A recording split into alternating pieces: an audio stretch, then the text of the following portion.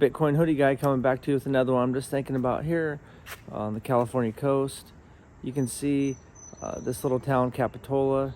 The place behind me is probably $1.5 million. And that just gets me thinking that, you know, every one of these houses, someone or some business owns. And the whole Bay Area, there's a lot of population here. And there's a lot of people that could buy one Bitcoin here. Why, it's still $28,000 or just under $28,000.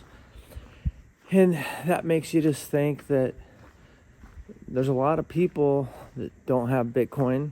You know, 96, 7% of the world doesn't. And once people start putting Bitcoin and just allocating 1 to 5% of it to Bitcoin, what's that going to do?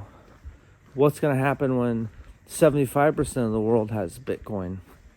And so right now, it feels like, you know, yeah, the prices went up a lot, but when you look, and it still feels like it's somewhat early, because yeah, the prices went from $1, $100 up to 69,000, back down to 16,000. Now it's back to, you know, 28,000, just under 28,000, I think last time I checked here.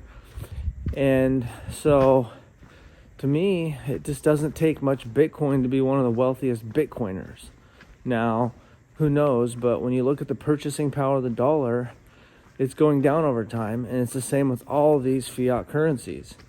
So, you know, I'm surprised that more people, you know, and I live in a stable economy, but not everyone's fortunate enough to grow up in a stable economy. And even in a stable economy right now, there's a lot of money floating around. It seems like it's kind of easy to get a job, but everything's getting more expensive right now. The cost of housing, the cost of groceries, the inflation, all the money they put into circulation the last decade, since 2008, it's starting to catch up, and just everything's getting more expensive. And so even in a stable economy where you don't have hyperinflation like places like Argentina or Venezuela, things seem like they're getting tougher. Even though the economy is chugging along, money's still floating around. And so for me, I'm just trying to stack sats, and then also keep an eye out for some degen plays. I can't help myself, but overall my goal is to stack sats, because sometimes the next Bitcoin is Bitcoin.